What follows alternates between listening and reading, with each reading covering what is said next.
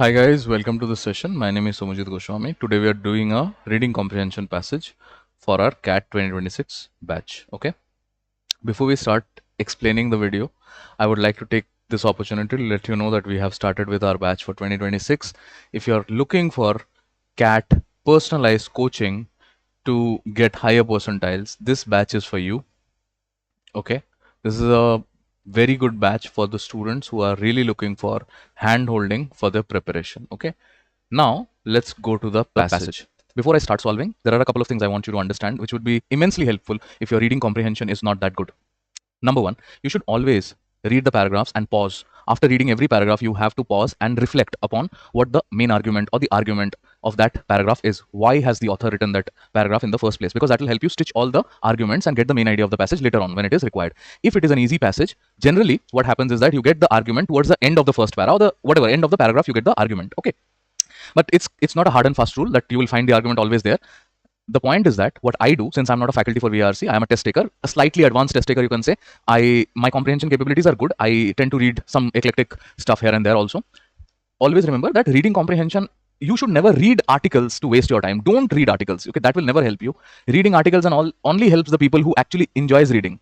Somebody who does not enjoy reading is not going to help. Okay, so what you need to be doing is that solve easy moderate RCs. Solve RCs. Don't waste your time reading unnecessarily, eon theon ये सब हम भी करते हैं, हम भी थोड़ा बहुत ये सब article share करते हैं, but it's not going to help your comprehension. If you want to improve on your mathematics, by watching videos, that will not happen. You'll have to stay in the class and interact with the faculties. You'll have to solve the question, produce your thing, and then the faculty will give you some tricks and some tips also that will optimize your solving process, and that is true for VRC also. There are certain things that helps you, and then there are certain things that are absolute hogwash, complete time waste. Okay. So what did we discuss? Two things important. Number one, every para, once you read, you pause and reflect. You don't have to paraphrase or anything, but initially, if you're a beginner or if you're a repeater also who has not got a decent percentile in the previous attempts, you can write maybe one line that paraphrases, because that will help you build upon the argument. Okay, you don't have to write the summary of the paragraph, or you don't have to do all that nonsense. Just one line paraphrase. Okay, I'll do that for you in this passage itself. The number 2 point would be reading the questions before the passage. Reading the question gives you the anchor about what the passage is about. What exactly are they asking, and where do I need to locate my markers in the passage? Now, since it's an explanatory video, I'm not going to look at the questions. It is not recommended also. I mean, it's not required in an actual test setup. If you're fairly confident that you're going to be attempting all the passages, this is for the students who are not going to be attempting all the passages. You have to read the questions. For somebody who knows that I will be attempting all the passages in the mock test or the sectional, regardless of whether I read the questions or not, it is only going to waste my time. So I'm not going to waste my time. So that is more like a strategy. Here, since I'm building more muscle for my reading comprehension problem solving, I need to read the question. That helps me give my question markers in the passage. Hope all of this is understandable. It took a while. Now let's go into the passage and try and understand what this passage is all about, right? So let's read the first para. I will try to zoom in, zoom out so that you don't have a problem. Was the great prehistoric shift towards settled life a mistake? Now this is talking about a great prehistoric shift towards settled life and talking about shifting to settled life as a mistake. Okay, all right. Did we trade egalitarianism for inequality and Eden for Amazon.com? Now, if I have to make sense of the first para, I probably would keep this thing in my mind, that we are trading off Eden. Maybe they're talking about the Garden of Eden for Amazon.com. So there is the contrast over there. The vehemence with which this question is posed today seems to reflect a growing pessimism in the West, a sense that civilization has brought unacceptable ecological damage and social disparity. The narrative of human progress has been replaced by the fear that we are no longer in control, that we are not the master of natural order, but a malfunctioning part of it. Now, what exactly is it that the first para is talking about? Without giving you too much, jargonish understanding, or maybe too much of what is it, I would much rather write what I got out of it. So probably I'll use, for the first para, humans losing Eden for Amazon.com. This is what I'm getting.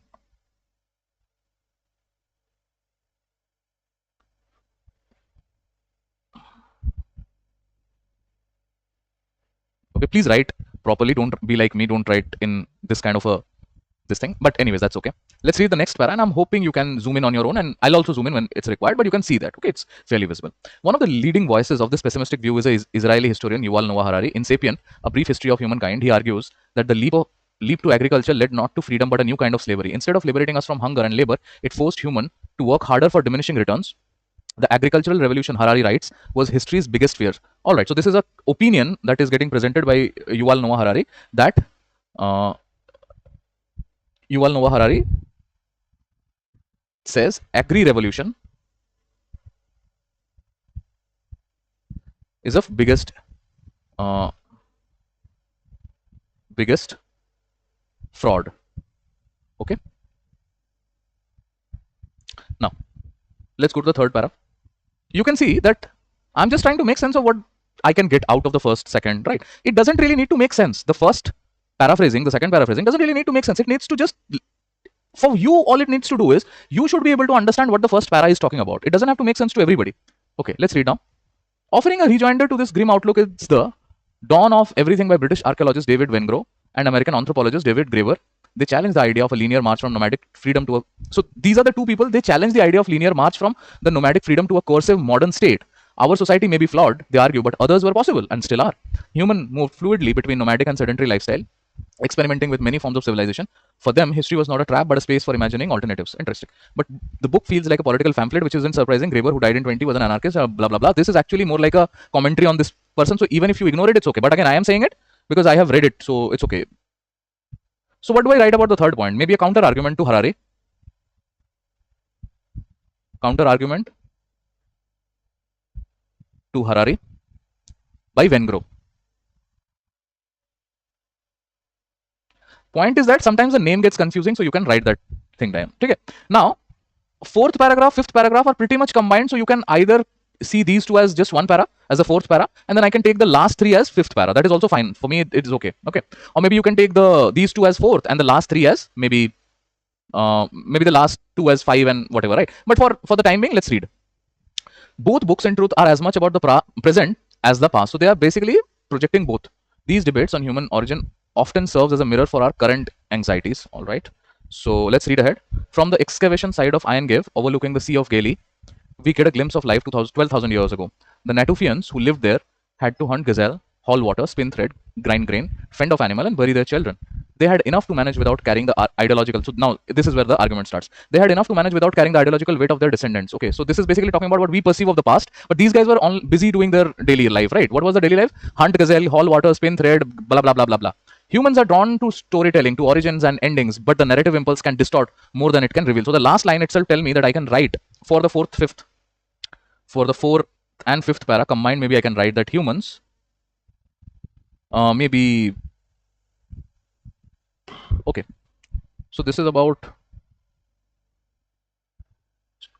So I'm like, oh, maybe I can write it like this. I can write it like this, that this is a debate of human origin versus current situation. Human origin versus current situation. Current situation. And then the last. Okay.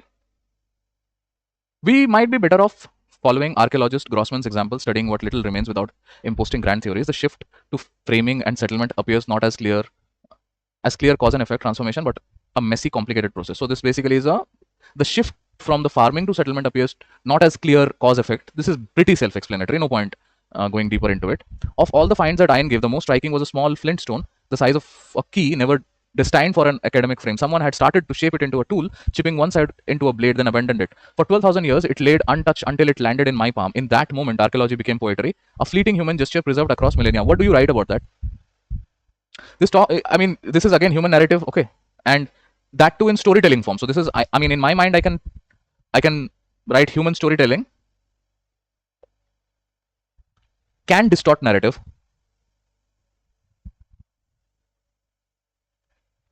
Okay, last line, you can picture the ancient villagers standing by round stone houses and a strange white cemetery, holding the unfinished tool, turning it over, then dropping it like us. They had no idea what changes they were settling in motion, but we can still recognize them. They were us. So basically, the last line is pretty philosophical in that sense. Anyways, we don't really need to get into the nitty-gritties. Let's look into the questions, right? And this is where I would say that reading the questions beforehand sometimes helps you. So these are the question stems. Give me a second.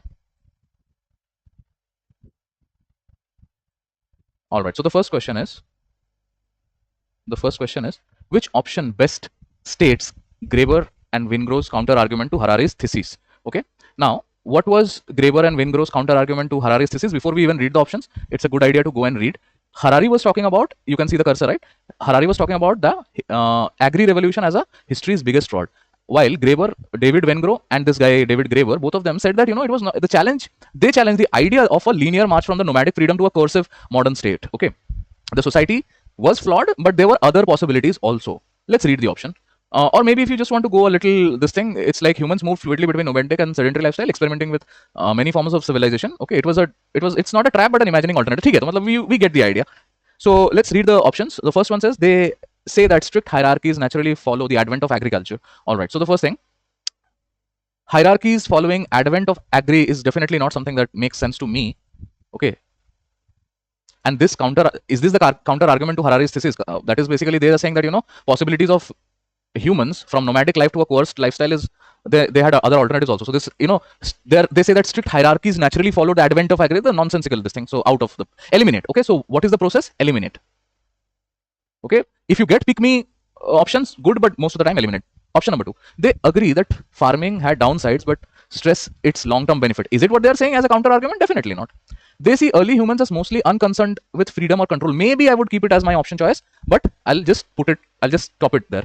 Last, they say that human history is not a steady fall but full of trial and changes. This is exactly my answer. So if I have to eliminate option C now, because this is now the pick me. This is now the pick me answer choice. Okay. Now I need to eliminate C. They see early humans as mostly unconcerned with freedom or control. Now Graeber and the other guy Vengro, they were more concerned about the possibilities, the alternatives that were available. They really did not have much. How do I put this? They don't have anything for the freedom or control or anything of that sort. Okay, so by that logic we can eliminate it. Hope that makes sense. Let's read the next question. Question number 2 says, you can read the question hopefully. They had enough to manage without carrying the ideological weight of their descendant. This statement implies that. This is pretty much talking about that Eingave crave wale Eingave ka jo cave tha. Ha, Natufians. You can read it over there, right? I'm feeling extremely, because I've read this passage, so I'm just providing you my extended thought process, okay? Because I've solved it, and all the questions I got correct in first attempt. So what is the question again? They had enough to manage. They had enough to manage without carrying the ideological weight of their descendant. So basically they're saying, yeah, they were busy with their daily lives, so they were not thinking about what the future guys were going to think of us. Okay, let's read it anyways. If you want to go to the options, that's also fine, but let's read it. From excavation site at the Eingave, you can see overlooking the Sea of Galilee, we glimpse of a life 12,000 years ago, Natufians who lived there, hunt gazelle, blah, blah, blah, blah, blah, and they had enough to manage without carrying the ideological weight of descendant. Humans are drawn to storytelling, to origins and endings, but the narrative impulse can distort more than it reveals. So this is what they say, that somebody at this point, this Natufians of this Eingave side may have taken a weapon, started to sharpen it also, but then dropped it. They did not thought ki bhai agar main, if I sharp it enough, then maybe it can become a tool, and that tool can help me build better futures and I'm digressing a little bit, but this is what effectively they are trying to come at, that they were not too much bothered. Now we know what the argument is. Let's try and answer the question with the options. Let's eliminate always. The process is what? Eliminate. So Natufians were too focused on their survival to think abstractly. To be very honest, I feel like this is one of the option choices that I will keep for the time being. They were now the thing is that were they too focused on their survival to think abstractly? I don't know, so I'll keep it for the time being.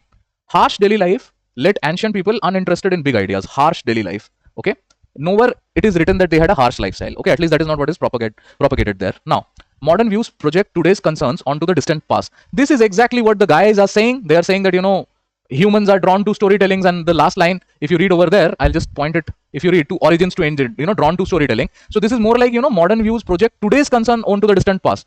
So this is a good option. So maybe this is also something that I would like to put. Now let's read. Early human couldn't imagine how they might shape history. Now this is again out of context. Now between A and C, which one will you pick? They had enough to manage without carrying the ideological weight of their descendants. The statement implies that the Natufians were too focused on their survival to think abstractly. Now, I am not sure, my dear friends, very honestly, I'll tell you, between A and C, in an exam setup, yours truly will leave this question, okay? If you have, let's say, if you put a gun to my head and say, no, sir, you have to pick one of the options, then I would go for C. And C is the correct answer, okay? C is the correct answer.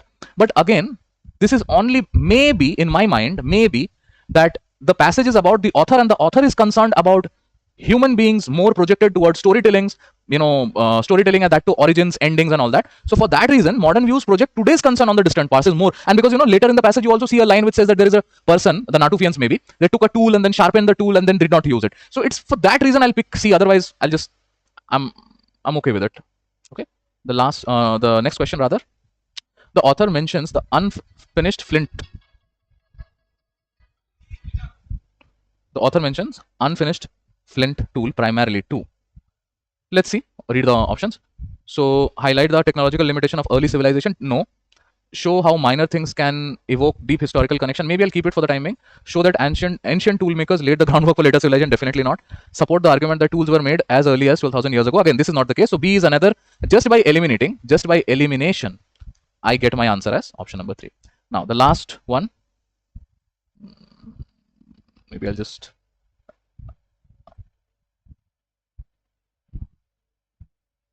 Based on the passage, the author is most likely to agree with which of the following statement? Okay, we know what the passage is about. We have read it. Now let's read the options. Grand theories of human history oversimplify complex reality. Now, yes, this is something that is true, but I'm a little unsure because I have this habit of eliminating. First option, pick me. Maybe the author is most likely to agree with which of the following, right?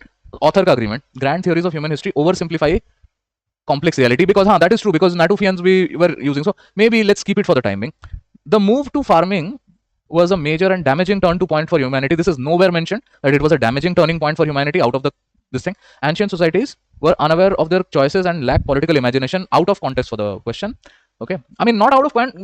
Doesn't make any sense for the question itself. So agreement of the author is out of the question. Modern society has advanced well beyond early human experiments. No. So this is my answer. So of all the questions that we solved, okay, we got just one question which was a little, you can say, on the fence. So this was on the fence. And what do you do with such type of questions? Ideally in an exam setup, leave it. If a teacher is able to give you better explanation for that, and obviously you'll get a better explanation. If you read the comprehension passage, give it enough and more amount of time, you will be able to get the answer. But then please understand that you just have like 8 minutes to solve the passage, maybe 10 minutes to solve the passage, not even 10, less than 10 minutes. So what do? Just leave. एक question के चक्कर में -1 point नहीं चाहिए, +3 -1 का game है भाई, ठीक है. Now before I leave, I would like to let you guys know again that we are running the classes. आप इनरोल करिए, पढ़ाई करिए एंड अच्छा करिए अपने कैट के स्कोर को.